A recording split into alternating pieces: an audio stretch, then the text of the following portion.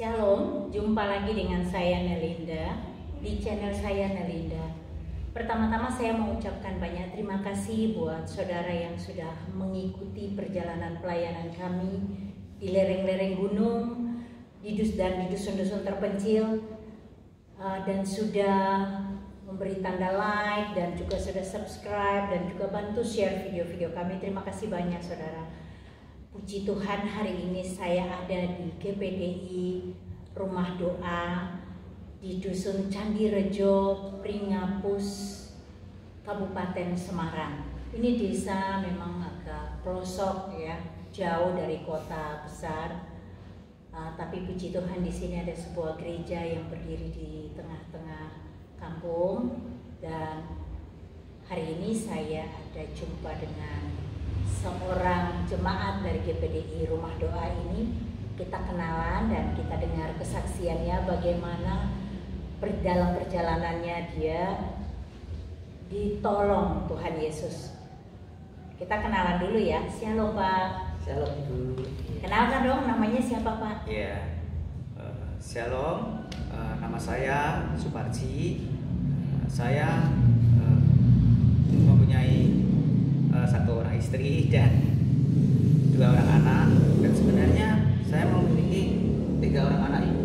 Harusnya ya, karena yang pertama memang Tuhan berkehendak lain, Tuhan mengambil anak saya. Ya, karena Tuhan memang cinta sama anak saya.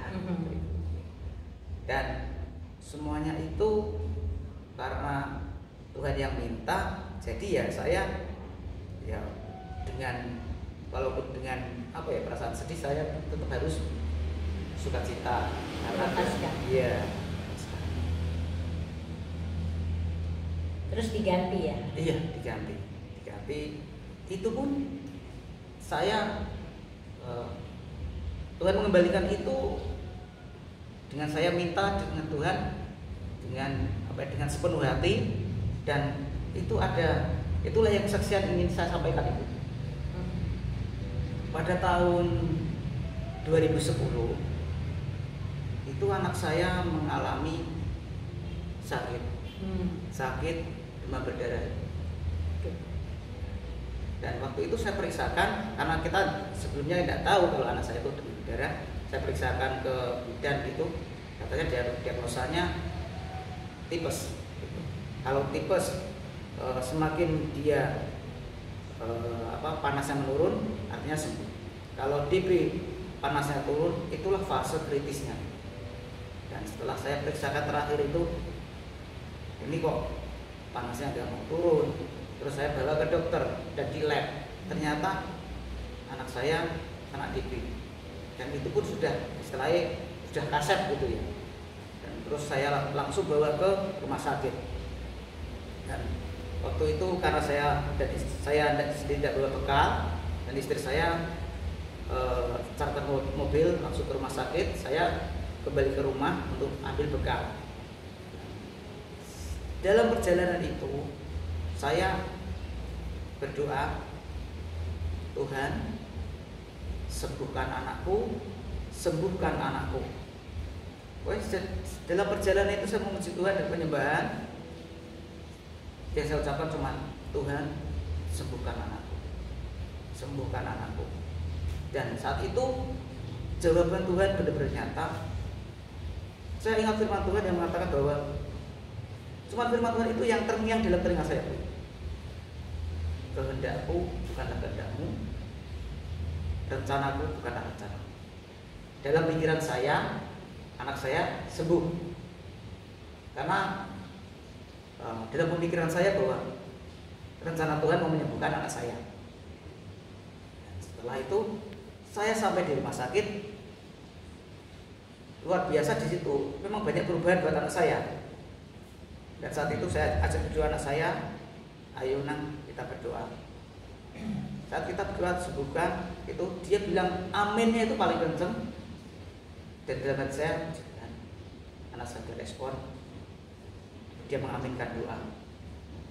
Pasti anak saya sembuh. Dan waktu itu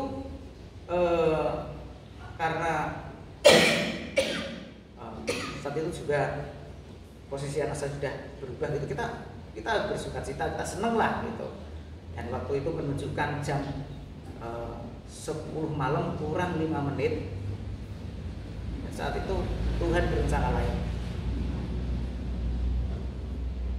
Tuhan mengambil anak saya,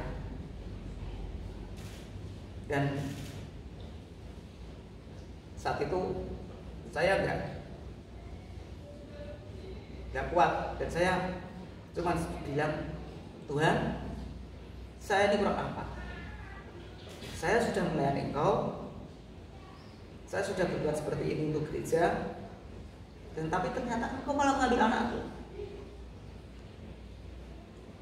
Dan Tuhan juga belum berhentinya, Dia kasih jawaban, rencanaku bukanlah rencanamu, kehendakku bukanlah kehendakmu. Dan saat itu saya teriak, oke Tuhan, saya sambil menunjuk ke atas segini, Tuhan oke, kalau ini memang kehendakmu, kalau ini memang rencanamu, 1 tahun engkau sudah harus kembalikan. Ternyata di situ Tuhan mendengarkan ucapan saya, mendengarkan permintaan saya, dan saat itu pas terakhir saya memeriksakan anak saya itu, terakhir istri saya itu, maaf kalau dalam istilahnya itu KB gitu ya, itu fasenya 3 bulan, dan dalam jangka sebelum 1 tahun ternyata Tuhan kasih jawaban.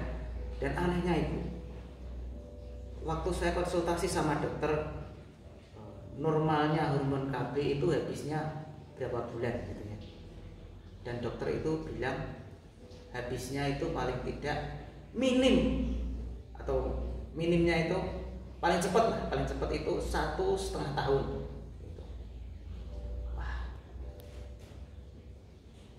Lah, karena Tuhan berfirman bahwa rencanaku bukan rencanamu, kehendakmu bukan kehendakku, itu saya percaya bahwa pokoknya saya tetap kejar. Setiap kali saya berdoa, Tuhan,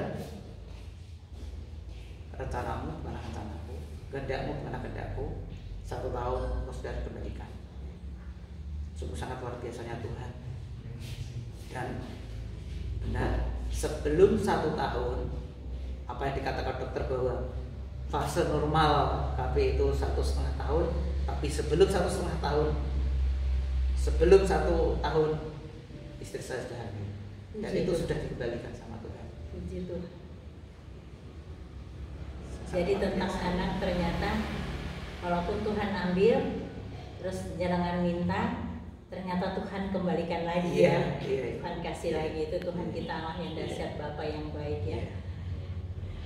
Terus selanjutnya itu bagaimana dengan pergumulan setelah